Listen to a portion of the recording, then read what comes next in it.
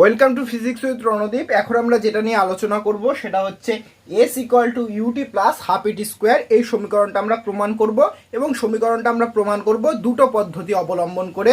প্রথমে আমরা যেই পদ্ধতিটা অবলম্বন করব সেটি হচ্ছে গ্রাফিক্যাল অ্যানালাইসিস, এবং এরপরেতে যেটা দিয়ে আমরা প্রমাণ করব সেটা হচ্ছে ক্যালকুলাসের সাহায্য নিয়ে।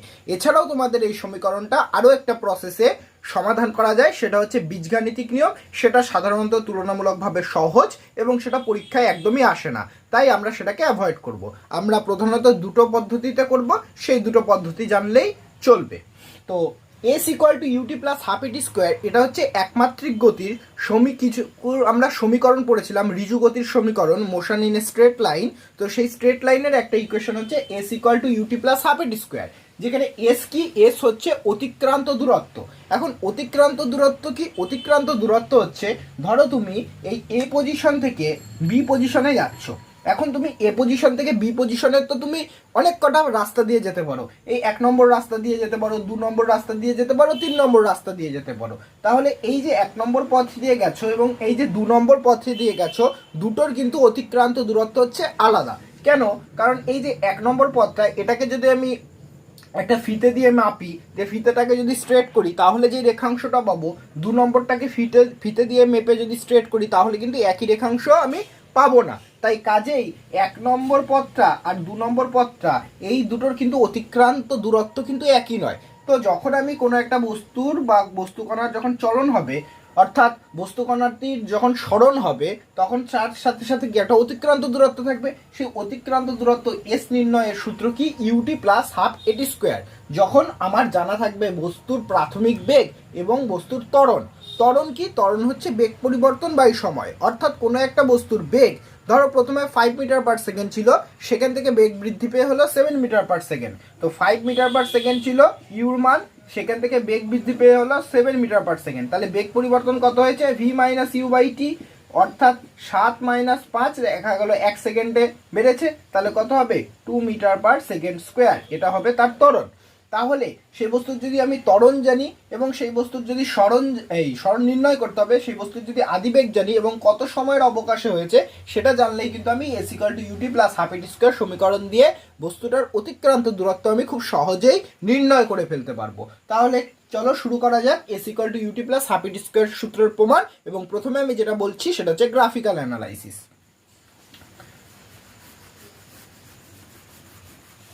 তো তোমরা দেখতে পাচ্ছ হোয়াইট বোর্ডে আমি একটা গ্রাফ এঁকে নিয়েছি, যেটার এক্স অক্ষ বরাবর আমি টাইমকে নিয়েছি এবং ওয়াই অক্ষ বরাবর আমি ভেলোসিটি বা বেগকে নিয়েছি। তাহলে এক্স অক্ষ বরাবর টাইম আছে, ওয়াই অক্ষ বরাবর ভেলোসিটি আছে। তো একটা পার্টিকেল এখান থেকে যাত্রা শুরু করেছিল, এবার এখান থেকে এইটুকুনি দেখো তার ভেলোসিটির কোনো চেঞ্জেস হয়নি, অর্থাৎ ইউ মানে প্রাইমারি বেগ বা ইনিশিয়াল ভেলোসিটি যেটা ছিল সেটা একদম কনস্ট্যান্ট ছিল।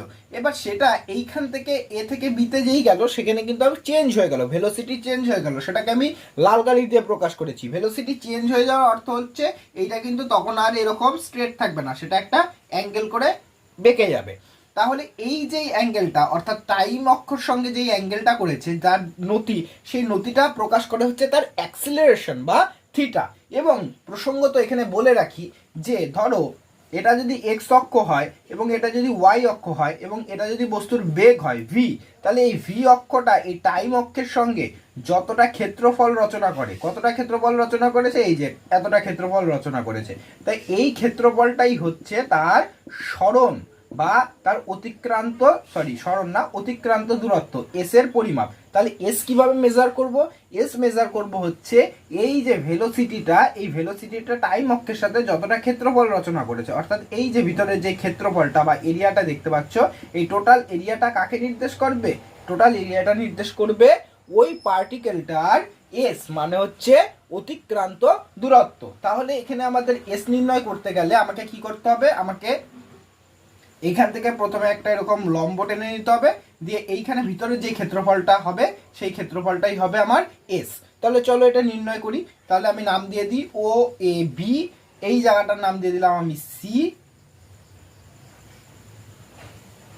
এই পয়েন্টটার নাম দিলাম হচ্ছে আমি ডি, ঠিক আছে? আর এই পয়েন্টটাকে ধরলাম আমি ই পয়েন্ট, এই আমি নামকরণ করে দিলাম।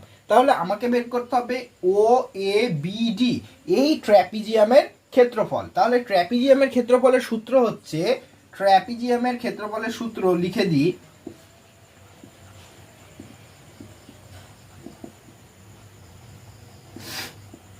সেটা হচ্ছে হাফ ইন্টু সমান্তরাল বাহুদ্বয়ের সমষ্টি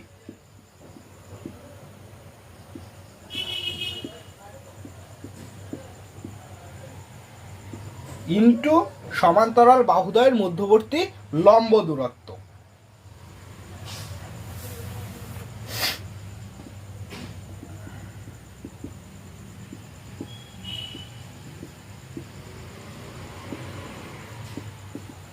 তাহলে হাফ তো হাফই, সমান্তরাল বাহুদ্বয়ের সমষ্টি বলতে কি, এই যে এই বাহুটা এবং এই বাহুটা, এই দুটো কি প্যারালাল বাহু বা সমান্তরাল বাহু। তাহলে এই সমান্তরাল বাহুদ্বয়ের সমষ্টি নেব, আর কি নেব, তাদের মধ্যবর্তী লম্ব দূরত্ব। তাহলে এই দুটোর মধ্যবর্তী লম্ব দূরত্ব কোনটা, এসি অথবা ওডি। ঠিক আছে, তাহলে চলো প্রমাণ করি। তাহলে দেখো এস ইকুয়ালস টু কি লেখা যায়, ও এ বি ডি ট্র্যাপিজিয়ামের ক্ষেত্রফল।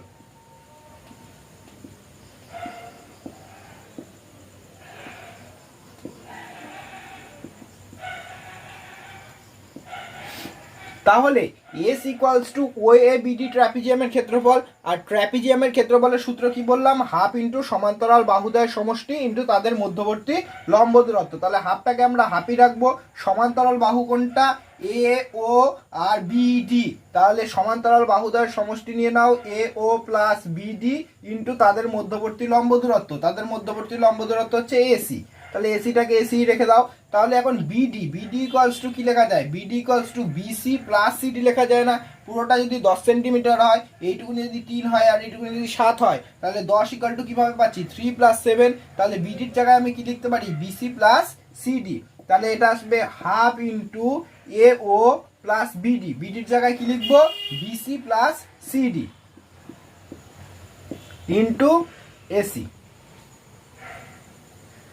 দেখো সিডি, এই যে সিডিটা দেখতে পাচ্ছ, আর এই যে এও, এই এও আর সিডি কিন্তু হচ্ছে তোমার সমান। তাহলে এই সিডির জায়গায় কিন্তু আমি এও রিপ্লেস করতে পারি। ঠিক আছে,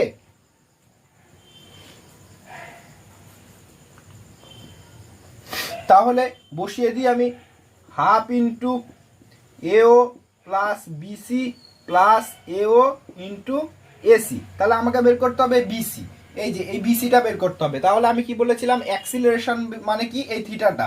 তাহলে আমি যদি ট্যান থিটা করি এই ত্রিভুজের ক্ষেত্রে, তাহলে ট্যান থিটা মানে কি, লম্ব বাই ভূমি। ঠিক আছে, তাহলে ট্যান থিটা মানে লম্ব বাই ভূমি। তো তাহলে এইটা যদি 90 ডিগ্রি হয়, তাহলে এটা অতিভুজ, এটা ভূমি, এটা হচ্ছে লম্ব। তাহলে লম্ব বাই ভূমি মানে কি, বিসি বাই এসি। তাহলে ট্যান থিটা ইকুয়ালস টু কি লেখা যায়, বিসি বাই এসি। তাহলে এই ট্যান থিটাটাই কি, ট্যান থিটাটাই হচ্ছে ওর অ্যাক্সিলারেশন। তাহলে ট্যান থিটার জায়গায় আমি লিখতে পারি এ।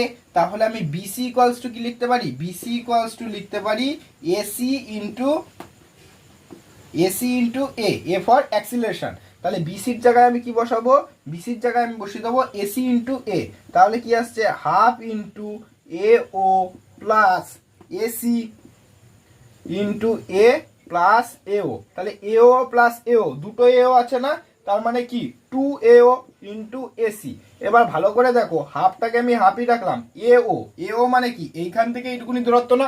তাহলে আমি কি বলেছি, এইখান থেকে এইটুকুনি ভেলোসিটির কোনো চেঞ্জ হয়েছে, ভেলোসিটির কোনো চেঞ্জ হয়নি। তার মানে এটা হচ্ছে ইনিশিয়াল ভেলোসিটি। যেহেতু এই দিক বরাবর ভেলোসিটিকে প্লট করছি, তার মানে এই দিক দিয়ে উঠছি, মানে এটা হচ্ছে ভেলোসিটিকে পাচ্ছি। তাহলে এখান থেকে এই যে এখানে উঠলাম, তাহলে মানে এটা হচ্ছে ভেলোসিটি, এবং এটার যেহেতু কোনো চেঞ্জেস হয়নি, তার মানে এইটা কি, এইটাই হচ্ছে আমার প্রাথমিক বেগ ইউ। তাহলে এখানেও ইউ, এখানেও ইউ, তাহলে মোট কত পাবো, 2u প্লাস এসি। এসি বলতে কি, এসি বলতে হচ্ছে এটা। তাহলে এটা কি, এটা হচ্ছে টাইম অক্ষ বরাবর রয়েছে। তাহলে এখান থেকে এইটুকুনি মানে কি বোঝা যাচ্ছে, যে এই পার্টিকেলটার কতটুকুনি টাইম ল্যাপস করেছে এক্স অক্ষ বরাবর, সেটার মান। তাহলে এসির জায়গায় আমি বসাতে পারি টাইমকে, সেটা হচ্ছে টি। এসির জায়গায় আমি বসাতে পারি টি, এবং অ্যাক্সিলারেশনের মান তো অ্যাক্সিলারেশনই আছে, তাহলে এ টি ইন্টু এসি।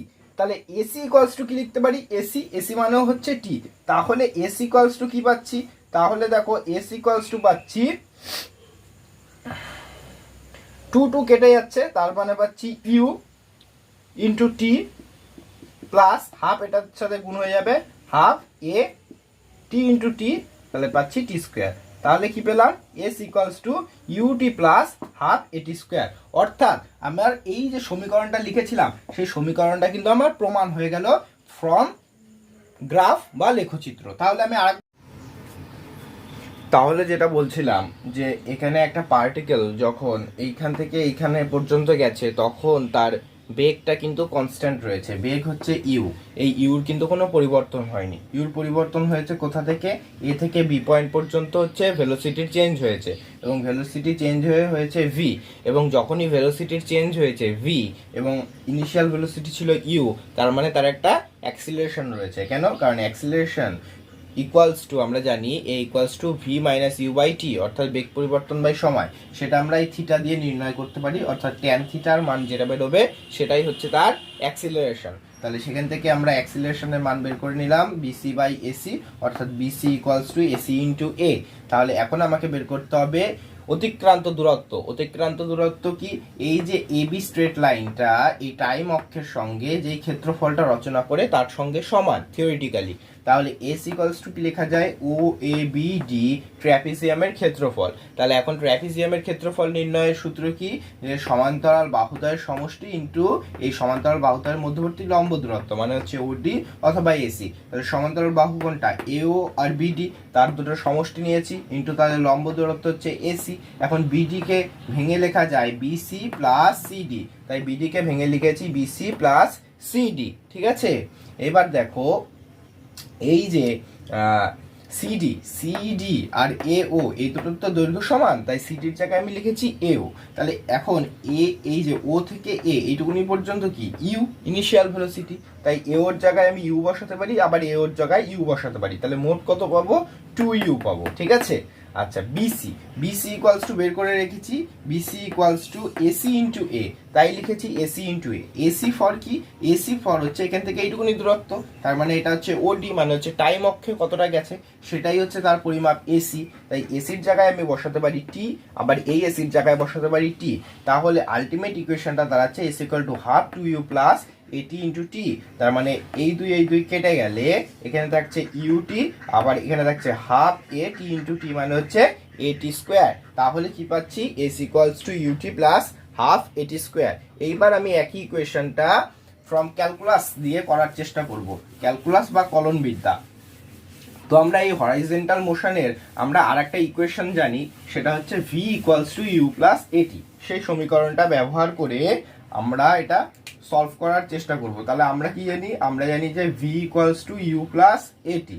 আবার আমরা শিখেছিলাম ভি মানে কি, ভি মানে হচ্ছে ডিএস ডিটি, মানে কি ডিডিটি অফ এস, মানে হচ্ছে সময়ের সাপেক্ষে সরণের হার, বা সময়ের সাপেক্ষে সরণকে অবকলন করলে আমরা কি পাই, বেগ পাই। তাই ভি এর জায়গায় আমি কি লিখতে পারি, ডিএস ডিটি। তাহলে ডিএস ডিটি ইকুয়ালস টু কি আসবে, ইউ প্লাস এটি। তাহলে এইটাকে লেখা যায় কলনবিদ্যার ভাষায় DS equals to U DT plus AT DT. তাহলে এবার আমরা বোথ সাইডে ইন্টিগ্রেশন করব। এবার এদিকে করলাম ইন্টিগ্রেশন ডিএস, আর এইদিকে করব integration U DT plus integration AT DT. ঠিক আছে, এইবার আমরা এখানে লিমিট বসেও করতে পারি, লিমিট ছাড়াও করতে পারি। আমি লিমিট দিয়ে করি, 0 to S 0 two T 0 two টি, মানে প্রথমে প্রাথমিক অবস্থায় তার পজিশন 0-তে ছিল, তখন টাইম ছিল 0, এবং টাইম যখন টি হয়েছে মানে একটা সার্টেন অ্যামাউন্টের যখন আমি টি এর ভ্যালু পেয়েছি তখন সে একটা নির্দিষ্ট দূরত্ব গেছে এস। তাহলে ইন্টিগ্রেশন অফ ডিএস মানে কি এস। লিমিট বসিয়ে দাও, 0 to S U DT. U DT কি হবে, integration X to the power N D X, মানে কি X to the power N plus 1 by N plus 1। তাহলে ইউর মাথায় কত আছে 1, তাহলে U to the power 1 plus 1 by 1 plus 1, মানে হচ্ছে ইউ স্কোয়ার বাই 2। এবার লিমিট বসিয়ে দাও, লিমিট কত আছে 0 থেকে টি, প্লাস এখানে কি, এখানে অ্যাক্সিলারেশন তোমার কনস্ট্যান্ট, তাহলে অ্যাক্সিলারেশনকে আমি বের করে দেবো। ঠিক আছে, তাহলে অ্যাক্সিলারেশনকে বের করে দিলে টি ডিটি সেই একই রকম ইউ ডিটির মতন, তাহলে এখানেও কি আসবে, এখানেও আসবে টি স্কোয়ার বাই 2, এখানেও আসবে তোমার টি স্কোয়ার বাই 2। সরি, এখানে আমি একটা ভুল করেছি, সেটা হচ্ছে ইউ, এই প্রাথমিক বেগটা তো কনস্ট্যান্ট, লেখচিত্রের ক্ষেত্রে এখান থেকে এইটুকুনি ইউর মান তো কনস্ট্যান্ট ছিল না, তাহলে ইউটা তো বেরিয়ে যাবে। তাহলে ইন্টিগ্রেশন অফ ডিটি মানে হচ্ছে টি, তাহলে টি এর লিমিট কত বসবে 0 থেকে টি। সরি, একটুখানি ভুল হয়েছে আমার, তার জন্য ক্ষমা চেয়ে নিচ্ছি। আর অ্যাক্সিলারেশন কনস্ট্যান্ট তাই বের করে দিয়েছি, তাহলে এখানে t²/2 লিমিট বসে দাও 0 থেকে t। তাহলে এটা সলভ করলে কি দাঁড়াচ্ছে, এটা সলভ করলে দাঁড়াচ্ছে s আপার লিমিট মাইনাস লোয়ার লিমিট, তাহলে s এর জায়গায় এই s এর জায়গায় আসবে আপার limit s minus lower limit s এর জায়গায় আসবে 0, তাহলে s এর থেকে 0 বাদ দিলে s ই থাকছে, তাহলে s ইউটা তো ইউই থাকছে, t এর জায়গায় এই t এর জায়গায় একবার এই t নেমে আসলে t মাইনাস 0, তার মানে t মাইনাস 0 মানে কত t ut, ঠিক আছে। প্লাস এখানে হাফটা কনস্ট্যান্ট, হাফটাকে বের করে দাও, অ্যাক্সিলারেশন কনস্ট্যান্ট অ্যাক্সিলারেশনকে এর মতন রাখো টি স্কোয়ার, তাহলে একবার উপর থেকে আসবে টি স্কোয়ার মাইনাস 0 স্কোয়ার, তার মানে কি টি স্কোয়ারই থাকবে। তাহলে কি পেলাম, s equals to UT plus half AT square. তাহলে এই ইকুয়েশনটা কিন্তু আমি প্রমাণ করে দিলাম ফ্রম ক্যালকুলাস ব্যবহার করে আমরা ইকুয়েশনটাকে সলভ করলাম এবং এটা অত্যন্ত সহজ, ঠিক আছে। তো এর পরবর্তীতে আমরা v²=u² + 2s সমীকরণটা প্রমাণ করব এবং সেই প্রমাণটাও করব হচ্ছে আমরা লেখচিত্র আর কলনবিদ্যা ব্যবহার করে। আজকের মতন এখানেই, দেখা হচ্ছে পরবর্তী ভিডিওতে। ততক্ষণ পর্যন্ত সবাই সুস্থ থেকো, ভালো থেকো, আর চ্যানেলে নতুন হলে অবশ্যই সাবস্ক্রাইব করবে, লাইক করবে, কমেন্ট করবে, শেয়ার করবে এবং যারা এই ভিডিওটা দেখছো না কেন অবশ্যই কমেন্ট করবে, কারণ তোমরা যদি কমেন্ট না করো তাহলে আমি বুঝতে পারবো না যে আমি কীরকম পড়াচ্ছি বা কতটা তোমরা বুঝতে পারছো। চ্যানেলের পাশে থেকো, ধন্যবাদ সকলকে।